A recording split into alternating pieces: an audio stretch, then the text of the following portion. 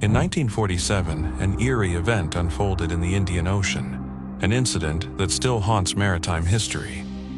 Dutch, American, and British ships, along with coastal listening stations, suddenly intercepted a series of frantic Morse code signals. It was a desperate cry for help, the kind that chills the blood. The message was brief, but haunting.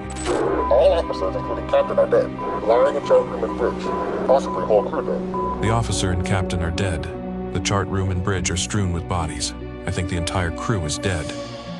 A moment passed, then another transmission crackled through the airwaves.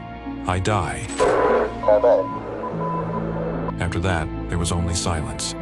Those final words, I die, hung heavily in the air, as if even the ocean itself had fallen silent, cloaked in dread. Among the ships listening was the American vessel Silver Star, patrolling near Malaysia. With the aid of other vessels and listening stations, they quickly worked to trace the source of the distress call. Their search led them to the edge of the Strait of Malacca, where the dark mystery was about to reveal itself.